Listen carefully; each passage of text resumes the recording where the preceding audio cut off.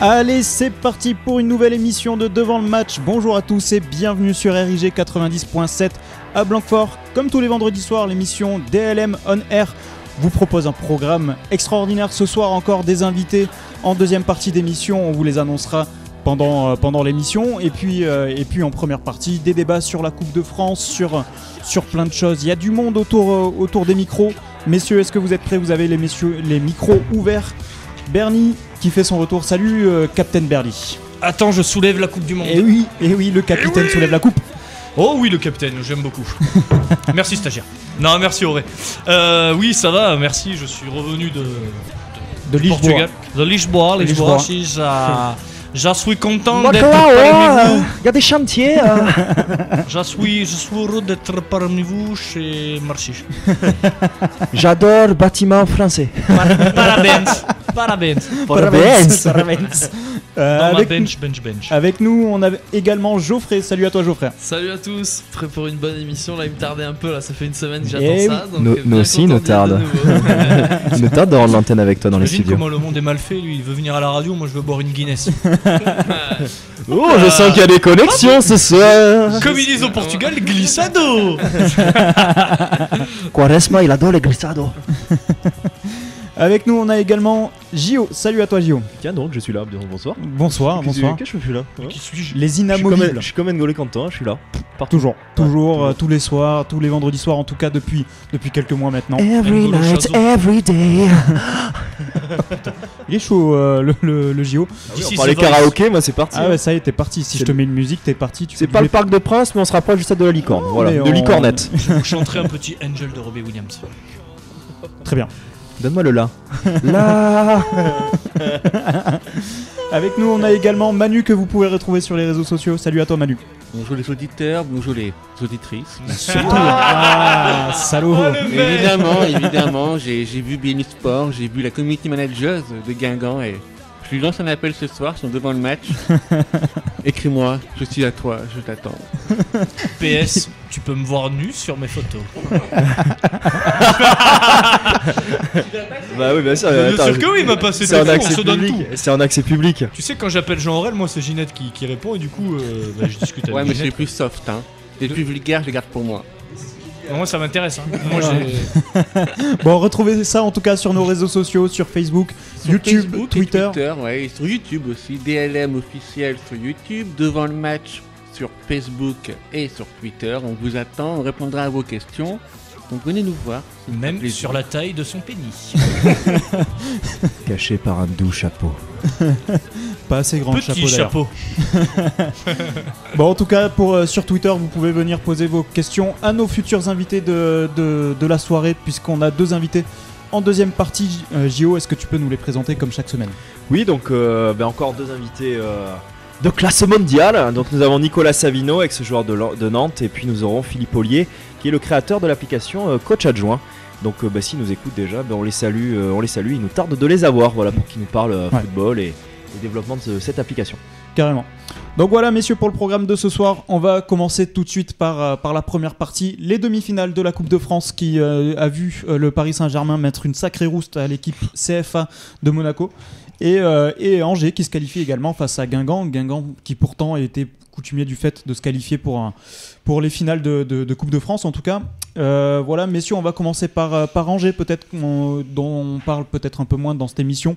Messieurs, est-ce que ce club qui a le plus petit budget de Ligue 1 a fait une surprise en éliminant Guingamp, ou vous attendiez un petit peu à ce que Angers confirme quand même sa bonne période en Ligue 1? Bernie, vas-y. Oui, voilà, on se regardait avec Jean Aurel. Est-ce que c'est une surprise qu'ils aient éliminé Guingamp? La réponse est non. Est-ce que c'est déjà la surprise, c'était qu'ils soient arrivés en demi? Après, face à Guingamp, en demi, tout peut arriver. C'est deux équipes qui sont à quelque chose près du même niveau. Mais ça souligne le très très bon travail du coach Moulin et de son adjoint, c'est le disait. Donc depuis des années. Sergio, pour les intimes. Qui est quand même passé de numéro 1 à numéro 2 sans bouder. Ça, il faut aussi le souligner. Et du beau boulot depuis la Ligue 2, déjà l'an dernier en Ligue 1, cette année encore, et puis cette petite finale qui sera l'apothéose. Voilà, au moins ils auront joué une finale. Parce que je ne les vois pas gagner, mais au moins ils auront joué une finale. Et donc ça souligne le très très bon travail de Moulin et c'est mérité. Pour moi, c'est mérité. Moi, je suis assez d'accord avec Bernie. Moi, je salue surtout ce que j'ai à Geoffrey dans la voiture. En arrivant, c'est le travail de structuration de ce club en Ligue 2. Souvent, ils avaient été sous les feux des projecteurs. Enfin, souvent. Ils ont été sous les feux des projecteurs à un moment donné sur un reportage, je me souviens. C'était vraiment très, très carré. Et puis, le bon recrutement, notamment hivernal de Issa Sissoko, qui jouait pas au Genoa, qui revient dans cette région et qui a amené une expérience non négligeable donc, au club. Grand coup de chapeau, voilà, comme tu le disais, Sergio le disait, c'est une phrase bizarre ça, mais j'aime bien. Qui aime bien, qui est là sur son poste de numéro 2, qui amène son expérience. Il y a une belle structure aussi au niveau des équipes de jeunes, dans une région en France où il y a pas mal de clubs aussi, donc pour les partenaires ça doit pas être simple. Et puis ils arrivent quand même à tirer leur épingle du jeu. Moi, ça me fait un petit peu penser, ce que je disais là sur les réseaux sociaux, à Lévi-Antonin Gaillard au niveau finale de Coupe de France, à faire du jeu un jeu cohérent. C'est pas hyper léché non plus, faut pas exagérer. Mais par contre, la structure, elle est bien meilleure évidemment à Angers. Gio, je vais te couper tout de suite. Est-ce que vous pouvez, Geoffrey, est-ce que tu peux donner ton micro à Gio? Ton micro déconne un peu, on va le mettre de côté. Voilà. Les ondes. Et voilà. Les ondes de Ginette. On règle les problèmes techniques en direct. C'est comme ça que ça se passe aussi. The Ginette Dance. Merci ma chérie de pirater la radio. Geoffrey, tu voulais réagir à ce que vient de dire Gio? On a parlé du staff technique, on a parlé de la présidence. Et moi j'ai pas mal envie de parler des joueurs aussi, parce qu'il y a quand même 2-3 bons joueurs de football. Alors je suis pas un grand fan de cette équipe d'Angers, mais déjà Diédiou, Pépé devant, c'est quand même plus que pas mal. Cheikh Ndoye, il fait quand même un taf monstrueux au milieu de terrain. Et moi il y a un joueur que j'adore, c'est Thomas Mangani. Je sais absolument pas quel âge il a, je veux pas vous dire de bêtises. 28 ans, je crois. Il sort sur le tard du coup. Et c'est quand même un joueur avec un sacré pied gauche, toujours la tête levée. Ça fait partie des beaux joueurs de la Ligue 1, je trouve. On parle pas de lui à Bordeaux, notamment? Je sais pas, mais ça serait pas, ça serait pas une mauvaise idée, quoi. Il y a quand même quelque chose à faire, quoi. Ouais. Pour tous les tweetos qui nous écoutent des Girondins, mais n'hésitez pas à aller nous balancer sur le compte devant le match des vidéos de Thomas Mangani. Voilà. Ouais, Manu, carrément. Grave. Ouais, bien sûr. Grave, surtout des femmes. Non, et puis je voulais juste te dire un dernier petit mot. J'ai une affection particulière pour le gardien d'Angers, Letellier. Et j'étais super content. Il fait un énorme arrêt sur un penalty imaginaire à la 88e minute. Ouais. Et là, il fait un énorme arrêt. Et même si c'est pas lui tout seul qui les envoie au Stade de France, il fait quand même quelque chose de grand. Et du coup, je voulais féliciter ce très bon gardien également. Ça fait quelques matchs où il est performant. Je me souviens du match face à Monaco notamment, où il sort absolument tout de Monaco. Il faut un très bon Falcao pour aller chercher la victoire sur le terrain du SCO.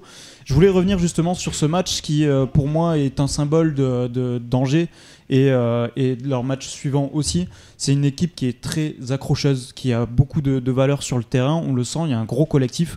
C'est une équipe qui est très compliquée et pour moi Paris qui gagne en finale face à Angers, il y a tout le monde qui dit que c'est fait déjà maintenant. Il y a quand même un coup à jouer du côté d'Angers parce qu'ils sont accrocheurs, ils accrochent assez bien les gros en tout cas. Ouais, c'est une finale de coupe, donc t'as toujours envie de dire que c'est 50-50, mais quand même Paris, là je pense qu'ils ont vraiment pas le choix et ils vont pas prendre ce match, ils vont pas aborder ce match à la légère. Le but ça va être de les enfoncer et le plus rapidement possible à Angers. Et je pense que j'espère pas pour Angers, mais je pense que c'est ce qui sera fait. Je vois pas Paris s'écrouler en finale de Coupe de France face à Angers. Donc je pense qu'ils ont besoin de ce trophée. Et à moins d'une erreur, ça devrait quand même largement le faire. Ouais. On en parlait avec Bernie en plus, et ce Paris Saint-Germain, mis à part finalement cette chose qui s'est passée à Barcelone, ça n'a pas de nom. Ça joue très bien au football en fait. Contre Monaco, même si on va y revenir, il n'y a pas eu de match quelque part, très vite ça a été scellé. Milieu de terrain, l'équipe est magnifique à avoir joué en fait. Donc je pense qu'ils vont gagner vraisemblablement la Coupe de France aussi.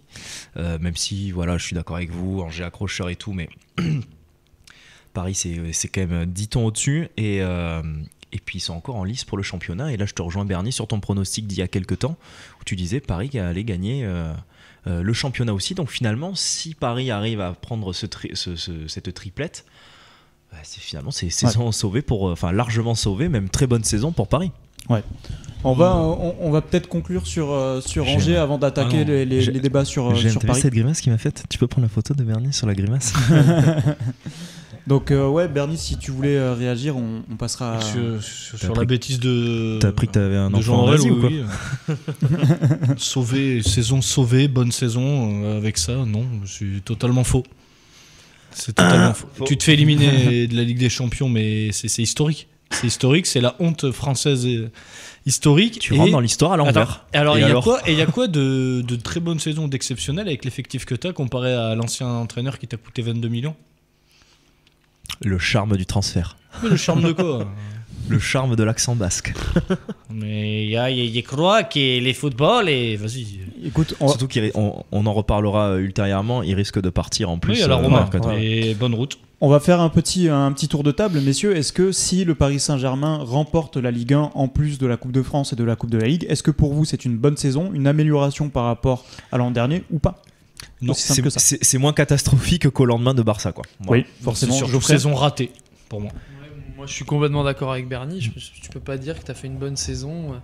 Alors oui, à la fin, tu as les trophées, pas de souci, on en parle très bien, mais je pense que ça restera quand même un traumatisme et quand il va falloir l'attaquer l'année prochaine, mais je sais pas, pour les joueurs qui vont rester, je sais pas comment ils vont faire pour jouer cette compétition. Parce que tu prends 6-1 à Barcelone, tu cherchais un nom tout à l'heure pour qualifier ça, moi j'ai appelé ça, c'est un suicide collectif. C'est-à-dire qu'ils n'ont pas voulu jouer, ils sont restés chez eux et tu perds quoi. Ouais. Et du coup, je suis pas sûr que la Ligue 1 et le championnat et la Coupe de la Ligue, et la Coupe de France, pardon, comme disait Bernie tout à l'heure, je suis pas sûr que ça, chez Nasser, ça soit suffisant quoi. Je suis pas convaincu. Ouais. Je rejoins ce que vous dites, etc. Je suis pas en train de dire que Paris Saint-Germain fait une grande saison ou quoi, mais je dis juste que par rapport au lendemain du match de Barcelone, je pense qu'ils auraient signé pour faire un doublé ou une triplette parce qu'ils étaient, on disait ils sont au fond du seau, ils vont tout perdre, etc. Et puis finalement, le match de Monaco en finale de Coupe de la Ligue a sûrement rassuré. Et puis là en Coupe de France, il bénéficie quand même de l'équipe de CFA de Monaco, même si je trouve que les gamins se sont quand même plutôt bien battus. Bon, il y a des erreurs, qu'est-ce que tu veux que je te dise, mais bon, ils ont tenu jusqu'au bout. Ah oui, alors lui par contre on en parlera, ouais. Cette honte parce que il tenait la baraque jusque-là finalement les gamins.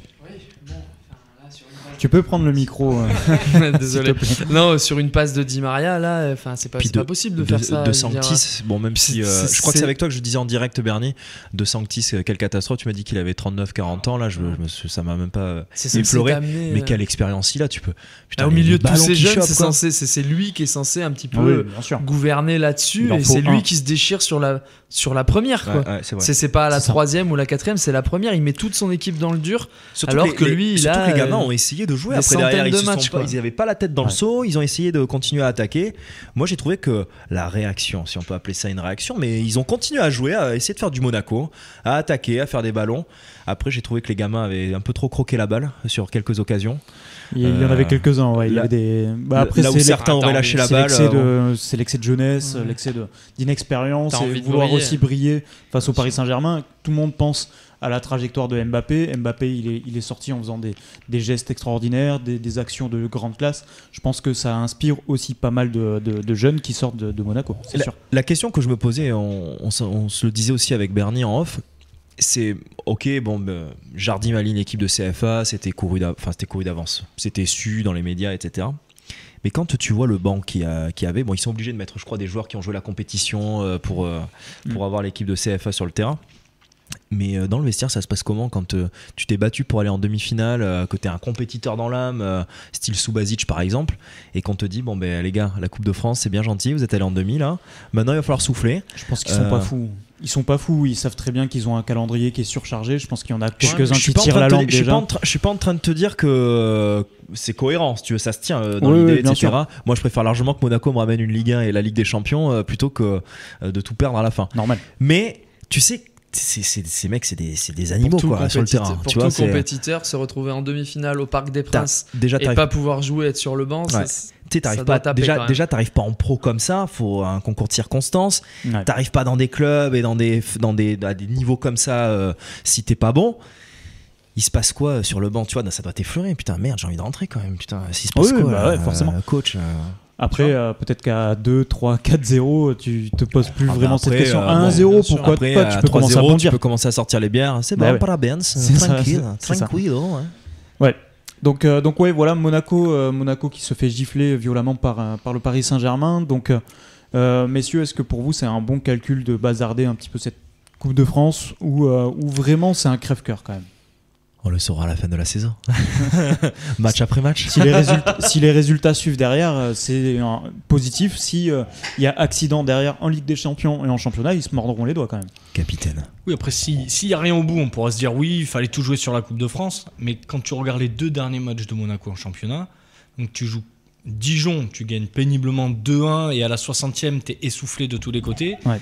Et tu joues à Lyon, tu gagnes aussi péniblement 2-1. Et à Angers aussi avant. Et Lyon avait pas mis l'équipe type et Angers encore avant. Donc non, il fallait les faire souffler. Alors après, pour revenir sur ce que disait Jean-Aurel, oui, quand tu es compétiteur, tu veux jouer, tu es dégoûté, mais tu connais aussi ton corps. Si sur un match comme ça, tu perds Falcao qui s'était pété quelques temps aussi, là, juste avant de bien revenir. D'ailleurs, il revient contre Angers à quelque chose près. Il met le doublé. Tu peux pas te permettre de perdre un Falcao pour la Juve et pour la fin du championnat. Donc, fallait la bazarder, oui. Alors après, c'est peut-être une autre question à se poser. Bazarder. Ok, que bla. Non, alors, est-ce que tu peux pas te poser la question, est-ce que la Ligue ne peut pas aménager ces matchs de coupe pour favoriser les parcours européens des clubs français? Tu veux l'aménager comment? Ils se démerdent. Ils font comme en Allemagne, la coupe, ils la jouent en début de saison. Ils sont assez payés pour ça, pour réfléchir à ça. Ils font, ouais, déjà, primo. Oui, bon, C'est après, pas si moi, on part sur ça, on fait plus de débat, les gars. Si, on va recevoir Poutou ici. Si, on part sur ce. Et je lui ferai des poutres. Et non, mais en Allemagne, ils la jouent par exemple en début de saison. Ouais, oui, bah, mais après, c'est en début de saison, on a beaucoup de Coupes de France aussi en France. Donc, les qualifs de l'Europa League, de la Ligue des Champions. Bah, mais ils arrivent quand même à la jouer. Oui, parce oui, qu'il n'y a sûr. pas autant de clubs aussi. Au bout d'un moment, la Coupe de la Ligue, est-ce qu'elle a vraiment Après, est-ce que raison vraiment, d'être? est-ce que vraiment au mois de décembre, tu vas faire des matchs de Coupe de France dans les petits clubs de Quevilly, etc. Est-ce avec que vraiment on a les champs besoin de de patates 20, enneigés? N'insulte pas Quevilly ici. Est-ce que tu as besoin C'est Quevilly vraiment Rouen déjà. Voilà. En plus que Quevilly, ils sont premiers en national, je crois. Ouais, c'est Quevilly Rouen maintenant, je crois en plus. Ouais, c'est Et ça. est-ce que tu as vraiment besoin d'avoir 20 clubs? Ouais. Le spectre de Trio revient. Non, c'est pas le spectre. Après, c'est que pour moi, elle est mal placée. Club. Donc, non, Oui, après, oui. faut aménager. Après, tu peux faire aussi des exceptions. Et D'ailleurs, la Faire les matchs après. la LFP annonce beaucoup de changements pour le championnat. Peut-être que l'aménagement du calendrier fera partie de ces prochaines réformes, en tout cas pour la LFP. Mais c'est vrai que ce calendrier-là est mal foutu. Cette demi-finale aussi entre Paris et Monaco, pour moi, c'est un peu un crève-cœur. On aurait bien aimé l'avoir en finale. Et là, je pense que les Monégasques, ils envoient l'équipe 2 face à Guingamp. Ça peut passer. Ouais. Vraiment. Et on a une finale, encore une fois, Monaco-Paris, un petit peu plus tard, avec Monaco qui s'est peut-être libéré en Ligue des Champions ou en championnat. Et donc, du coup, une histoire différente. Bon. Là, on part loin, je trouve. Moi, je trouve que c'est normal que Monaco ils aient bazardé cette coupe, quoi. Puis on les jugera pas là-dessus, honnêtement, quoi. Franchement, on s'en fout. On les jugera si ça se passe mal. Ils nous ont fait mais même pas. Par Franchement, contre, on va même pas pas, ils bazarder nous ont la fait- bière que tu vas nous offrir au Connemara. Hein. Non, mais ils nous ont quand même fait rêver. Enfin, je sais pas, je pense qu'on est tous pareils. Ils nous vendent du rêve depuis 10 mois, quoi, Oui, les mecs. après, À tous les matchs. Là, t'es en demi-finale de Ligue des Champions, t'es premier de la Ligue 1, il doit rester 4 matchs. 3 enfin 3 ou 4, je crois que c'est 4. je vais, Ouais, je crois que je c'est vais me 4. faire l'avocat du diable, mais ça fait quand même 2 coups Entrée, monsieur. coup sur coup Perdu. perdus et violemment face à C'est- Paris. je- La concurrence oui. directe, Monaco Ouais. a cédé clairement du terrain sur cette deuxième partie de saison. Alors oui, on peut parler du calendrier, Oui, il y, etc. a une longueur mais Monaco, de banc. c'est un échec en coupe. Il y a une longueur de banc à prendre en compte aussi. Enfin voilà, Monaco, ils ont cet objectif de la Ligue 1 depuis le début, je pense, qui était l'objectif principal du club. Donc du coup, je comprends tout à fait. À la place de Jardim, je pense qu'on aurait tous fait pareil. Peut-être pas autant, ok, mais je pense qu'on aurait quand même tous Oui, fait pareil. Et puis sûr. voilà, tu perds la Coupe de France, mais c'est pas grave. Tu vas faire cette saison incroyable et personne dans le milieu du foot Oui. dira Monaco, ils ont raté leur saison Oui. parce qu'ils n'ont pas Bien gagné sûr. la Coupe de France. Enfin, Bernie le fait à FM, donc forcément, avoue-le. de quoi? De mettre les jardiniers en demi-finale de coupe si t'es en liste encore pour... Alors Pour non, la Ligue parce des que, Champions, non, etc. non, parce que moi, vous me connaissez. Moi, je suis un mauvais perdant de tous les côtés. Toi, non. Non. Tu vas te tromper avec quelqu'un d'autre. Stéphane Guivarch, peut-être. Hein. Non, et tu te doutes bien que moi, dans ma tête, je veux tout gagner. Donc non, je mets pas les jardiniers. Après, il y a une gestion. Je pense que Jardim s'est fait prendre à son propre jeu et qu'il pensait pas aller aussi loin en Ligue des Champions et dans les différentes coupes. Et que du coup, il a plus ou moins mal géré ses effectifs. Parce que si tu intègres 2-3 jeunes à quelques matchs avant, un peu plus tôt, oui. Après, moi, j'avais une autre question. Est-ce que cette finale de Coupe de la Ligue en plein milieu de saison, c'est pas un peu débile? Tu la mets à la fin de saison et puis basta.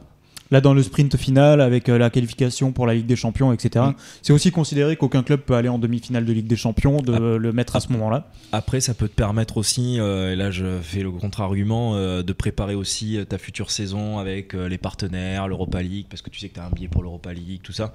Maintenant, en général, et surtout en ce moment, depuis quelques saisons, c'est toujours les mêmes qui gagnent la Coupe de la Ligue, et ils jouent pas l'Europa League, ils jouent la Ligue des Champions. Donc, c'est ça. Effectivement, là, et donc du coup c'est généralement le 5e voire le 6e qui récupère la place en Ligue Europa et qui bazarde aussi un petit peu le truc façon Bordeaux. Vous avez vu, je m'entraîne déjà pour ma future disserte de droit, argument contre argument, on a la même copie. Papa, si tu m'entends, t'as vu, je bosse. Voilà. De toute façon, je pense qu'on est tous d'accord pour dire que le problème, c'est tout simplement cette coupe de la Ligue là.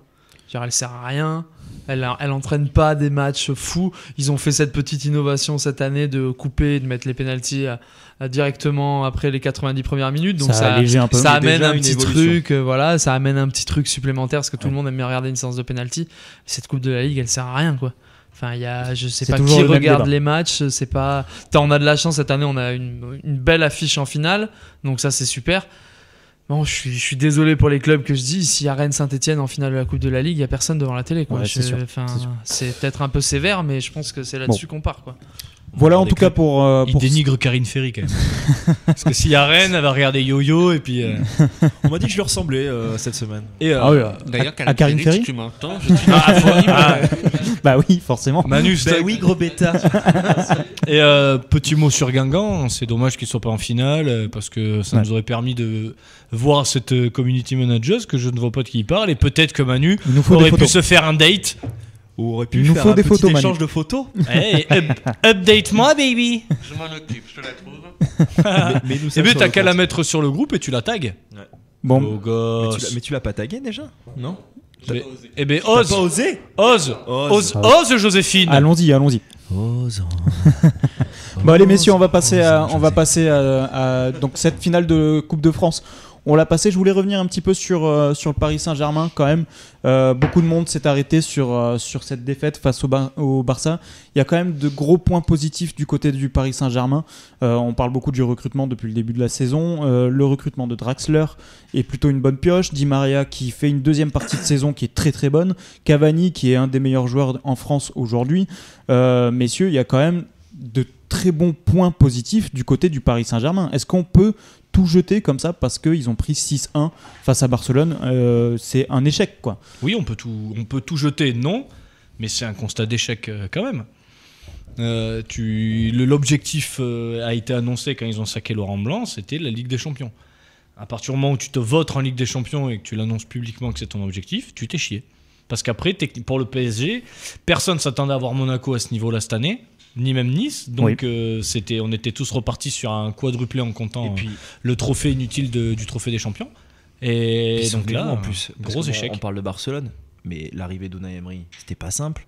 Les transferts, ça n'a pas été des super transferts. On se souvient plus de Ben Arfa, Crico que de Ressé, merci. Avec plaisir. Qui c'est qui est arrivé en bien?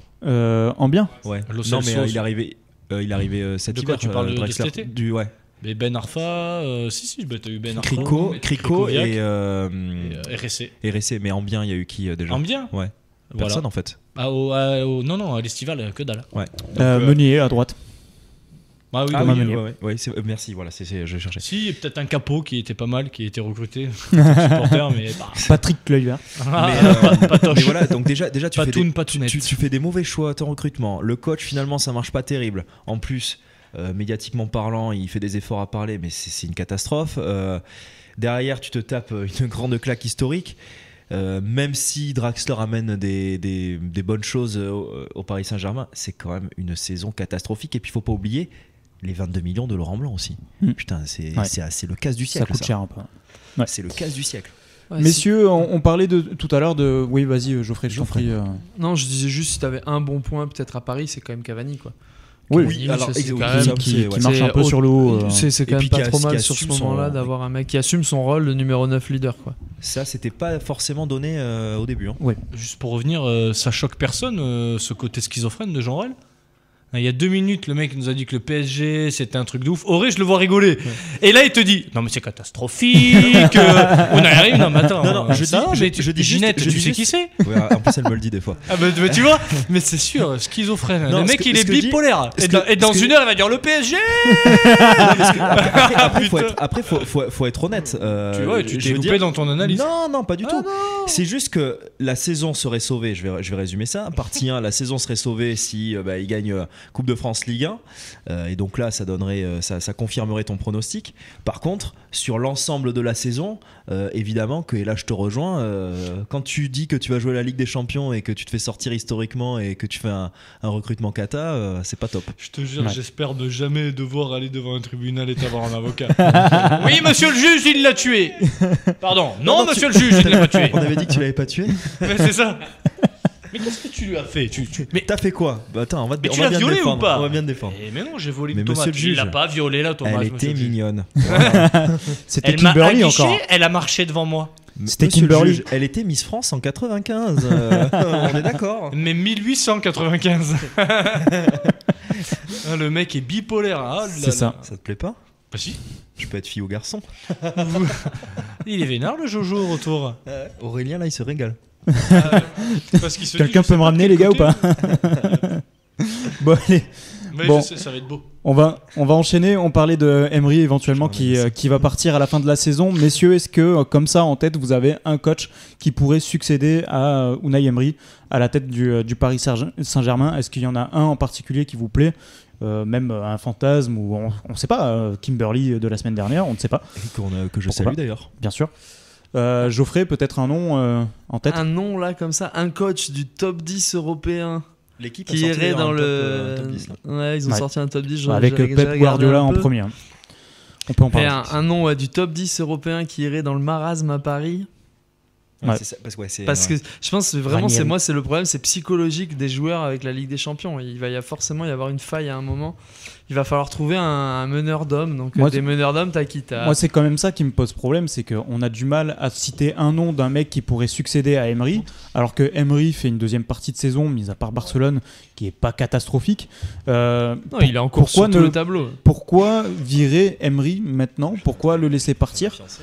Virer- Pourquoi ne Je pas sais- le laisser une deuxième année? Déjà, je me demande peut-être que c'est lui aussi. Enfin, quand t'as autant de rumeurs qui sortent sur un entraîneur après 1 an au club, c'est que c'est sûr qu'il y a quelque chose qui va pas déjà, quoi qu'il arrive.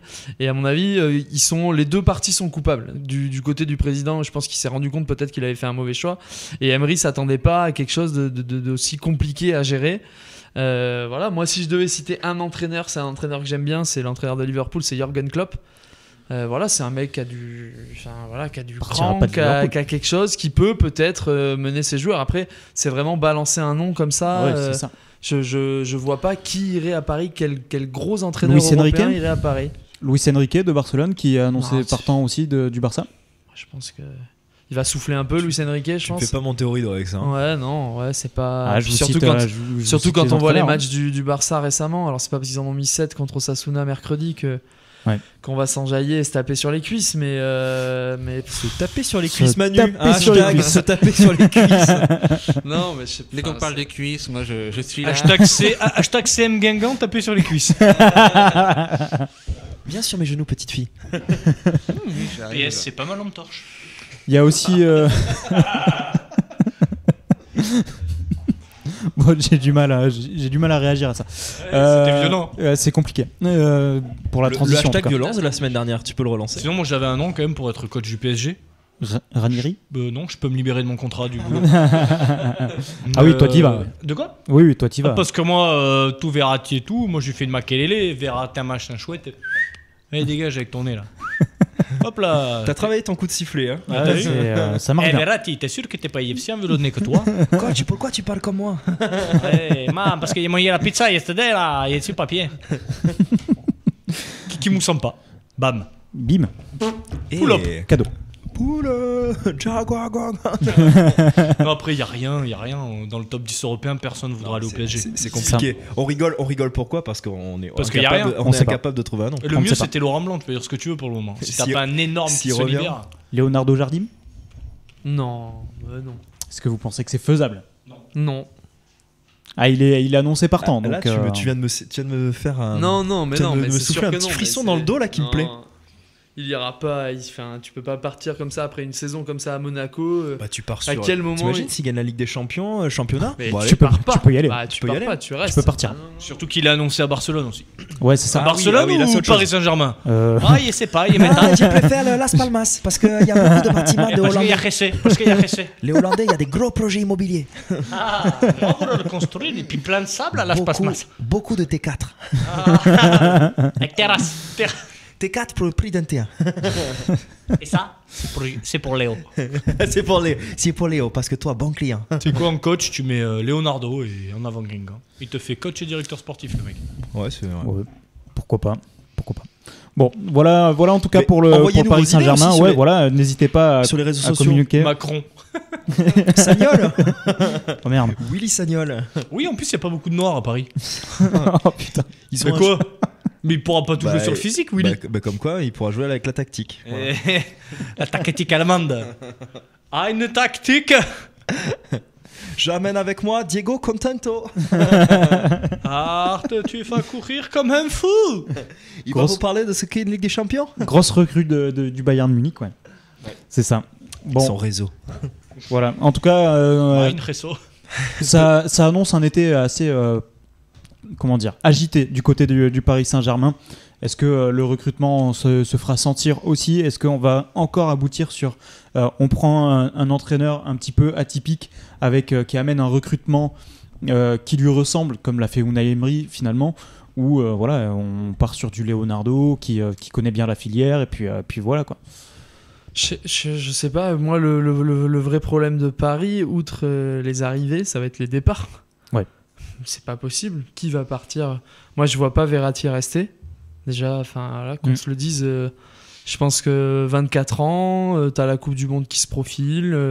Si t'as envie de devenir le meilleur milieu de terrain du monde comme il aimerait le devenir, je pense, il a atteint le top à Paris là. C'est bon, maintenant il faut qu'il change. Je pense à un truc avec en plus le Milan AC qui revient sur le premier devant de la scène. Il y a beaucoup d'anciens joueurs du Milan AC, ou en tout cas beaucoup de joueurs issus du championnat italien qui peuvent être intéressés avec un gros chèque du côté du Milan. Trop tôt, Milan. Enfin, Il n'y a pas on de Coupe attend d'Europe. encore une seule saison pour voir si Milan est vraiment Oh, revenu à son top niveau. Et après, je Est-ce pense que qu'effectivement, les on joueurs peut vont pas revenir. imaginer qu'un Thiago Silva d'ici quelques saisons retourne à Milan AC? Est-ce qu'on peut pas imaginer qu'un Dans Verratti 2-3 saisons, veut revenir peut-être. dans le championnat italien? Voilà. Et le pire, c'est que Thiago Silva qui parte, la charnière Kimpembe-Marquinhos, elle aurait vraiment beaucoup plus de gueule. Ouais, Ah c'est ouais, sûr. largement. Plus d'avenir, plus de gueule, plus de vivacité. Plus d'agressivité et qui conviendrait plus au jeu de Unai. Bon allez messieurs, je lance le générique, on va partir en pause pour s'aérer un petit peu l'esprit. Et post-café. Et post-café. En attendant, on vous donne rendez-vous pour la deuxième sans partie pause. de l'émission. Donc avec nos invités Nicolas Savino et Philippe Ollier, c'est tout ça, c'est dans 5 minutes sur Connu sous RIG. le nom de Pépite. Pépite Ollier. Voilà. Allez, à dans 5 minutes.